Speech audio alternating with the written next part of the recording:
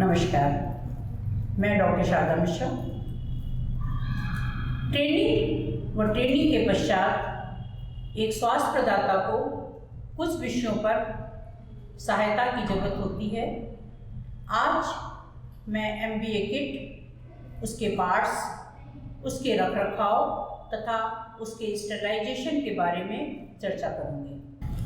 ये MBA kit है। ये MBA किट हर MTP ट्रेंड डॉक्टर के पास उपलब्ध रहना चाहिए तथा रहता भी है। इस पैकेट के इस डब्बे के अंदर एक प्लास्टिक का डब्बा होता है जिसमें कि क्या क्या चीज़ें उपलब्ध होती हैं उनके बारे में मैं आपको भी बताऊंगी। सबसे पहले एक MBA सिरिंज होती है। उसके बाद इसमें कैनुलाज होते हैं जो कि 4 नंबर से लेकर के 12 नंबर तक के होते हैं। ये 4 नंबर का जो कैनुला होता है ये येलो कलर का होता है। 5 नंबर का कैनुला ग्रीन कलर का होता है तथा 6 नंबर का कैनुला ब्लू कलर का होता है। ये थोड़ा सा हल्का ब्लू रहता है। 7 नंबर का कैनुला ब्राउन कलर का होता है। 8 नंबर का कैनुला ऑफ वाइट कलर का होता है। 9 नंबर का कैनुला डार्क ब्राउन कलर का होता है तथा 10 नंबर का कैनुला डार्क ग्रीन कलर का होता है और 12 नंबर का कैनुला डार्क ब्लू कलर का होता है। 11 नंबर का कैनुला जो होता है वह नहीं होता है क्योंकि ये सारे कैनुलास 4 नंबर से लेकर के 12 नंबर तक के उनकी गर्भावस्था के दौरान जितने हफ्ते की गर्भावस्था होती है उसके अकॉर्डिंग यूज किए जाते हैं। 10 और 12 नंबर का कैनुला जो होता है वो 11 नंबर के कैनुला के फंक्शन को पूरा करता है।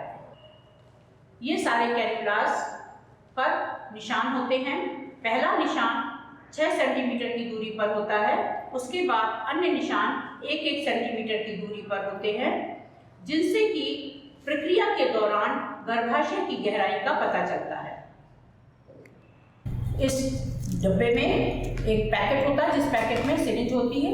ये सिरिंज जो होती है ये ऑटोक्लेव्ड होती है। पहली बार यूज करने के लिए हमें इसे ऑटोक्लेव करने की जरूरत नहीं होती है और ये रीयूजेबल होती है। जब हमें इसे बाद में यूज करना होता है तो हम इसे ऑटोक्लेव करते हैं। अब हम सिरिंज के पार्ट्स की डिसेंबलिंग और असेंबलिंग के बारे में चर्चा करेंगे क्योंकि एक प्रोसीजर करने के पश्चात तथा दूसरे प्रोसीजर करने से पहले हमें इसे स्टरलाइजेशन की जरूरत होगी और स्टरलाइजेशन के लिए जरूरी है कि सभी पार्ट्स को डिसेंबल करने के पश्चात ही ब्लीचिंग सोल्यूशन में इसे डाला जाए।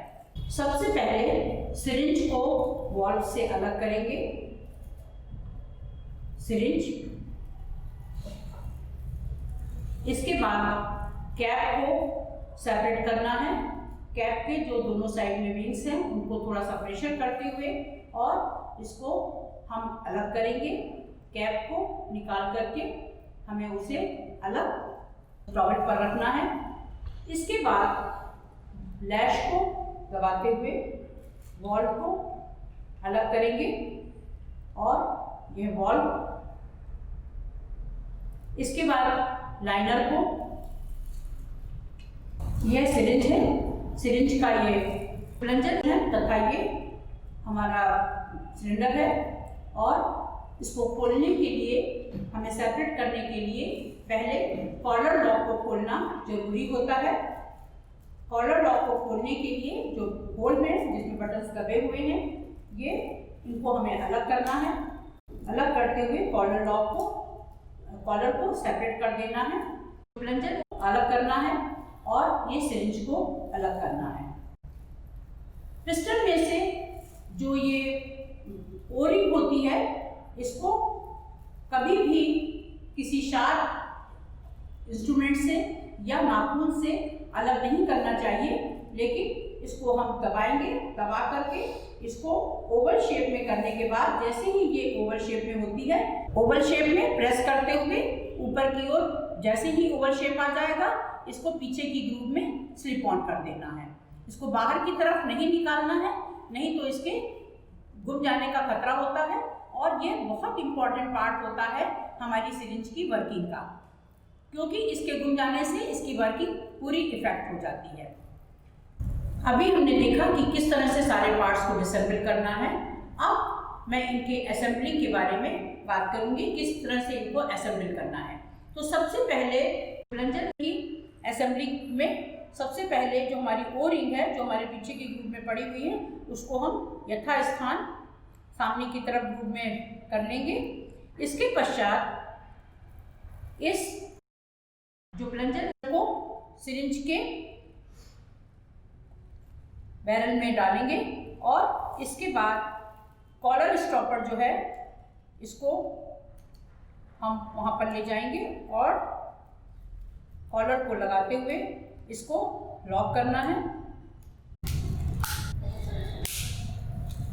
लॉक करने के पश्चात अब मैं जो वॉल और हमारा लाइनर है उसको किस तरह से वॉल के ऊपर हमें लाइनर को रखना है और उनकी ग्रुप्स को ध्यान देना है कि जो ग्रुप्स हैं वो एक दूसरे के एडजस्टमेंट में आ जाएं।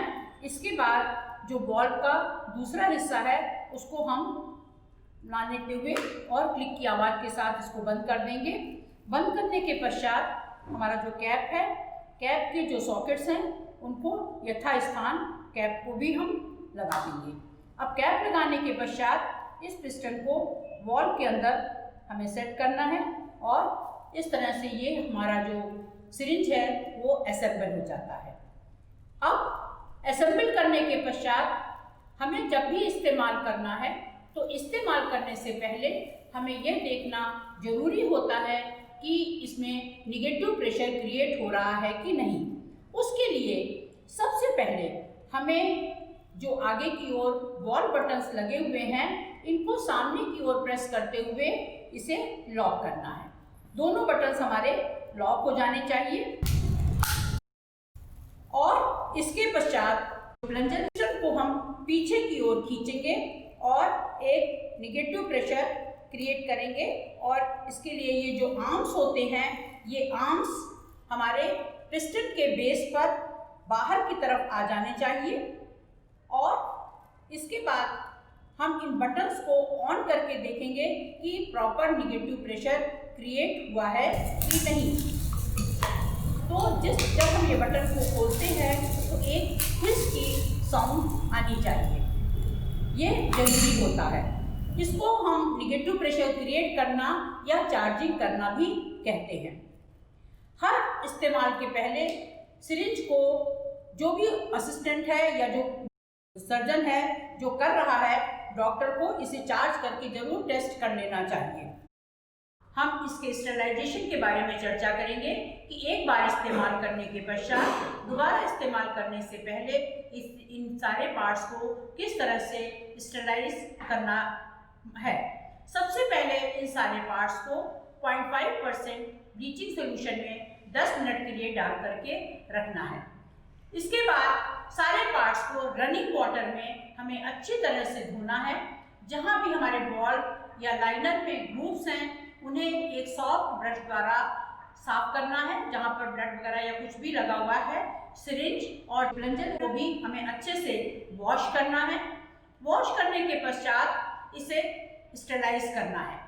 स्टेरिलाइज करने के लिए हम 3 विधियों का इस्तेमाल, 3 में से किसी भी विधि का इस्तेमाल कर सकते हैं। बेस्ट होता है कि हम इसे ऑटोक्लेव करें, ऑटोक्लेव नहीं तो केमिकल द्वारा, साइडेक्स या ग्लूटाल्डिहाइड के द्वारा किया जा सकता है और लास्ट में बॉइलिंग भी एक ऑप्शन है। ऑटोक्लेविंग के लिए इंस्ट्रूमेंट्स को अगर हमने पैक करके रखा है तो इसे पैक ऑटोक्लेव ड्रम में रखने के पश्चात इसका प्रेशर जो है 106 किलो पास्कल या 15 पाउंड पर स्क्वायर इंच के हिसाब से होना चाहिए और इसे 121 डिग्री सेंटीग्रेड या 250 डिग्री फ़ारेनहाइट तक हमें 30 मिनट के लिए करना है। रैप करने के पश्चात इसे ड्रम में रख देना है और ड्रम के ढक्कन को बंद करना है, इसके कुंडे को लगाना है और इन विंडोज़ को खोलना है ताकि जो भाप है वो अंदर की ओर इसको ऑटोक्लेविंग के लिए जा सके। ऑटोक्लेव करने के पश्चात हमें इन्हें निकाल करके स्टोर करना है। हम पैक्ड ही इनको स्टोर करेंगे। स्टोर करने के लिए जिस ड्रम में भी हम इनको रख रहे हैं, हमें उस ड्रम में 7 दिन तक ये ऑटोक्लेव अवस्था में ही रहते हैं, ये 7 दिन। लेकिन अगर हमने उस ड्रम को खोल दिया है तो हमें इसे दोबारा 24 घंटे के अंदर, 24 घंटे के पश्चात फिर से स्टरलाइज करना जरूरी होता है। दूसरी विधि है ग्लूटाल्डिहाइड या साइडेक्स सॉल्यूशन। अगर हमने ग्लूटाल्डिहाइड में इसको डाला है तो कम से कम 12 घंटे इसे ग्लूटाल्डिहाइड में पड़ा रहना चाहिए। इसके पश्चात इसको निकाल करके हमें स्टरलाइज्ड वाटर जो ऑटोक्लेव का पानी होता है उससे, अगर वो नहीं है तो नॉर्मल सलाइन से अच्छे से वॉश करना है और वॉश करने के पश्चात इसे हमें फिर से असेंबल कर लेना है। ये 2 विधियां अगर नहीं है तो हम लास्ट में हमारे पास होता है कि बॉइलिंग। तो बॉइलिंग में भी हमें इसे कम से कम 30 मिनट तक बॉयल करना चाहिए। और बॉयल करने में लेकिन कभी कभी इनमें सॉल्ट डिपोजिशन हो जाता है, जल्दी खराब होने की संभावना रहती है। जब पानी ठंडा हो जाए तब हम इन पार्ट्स को बॉइल्ड वाटर में से निकालें।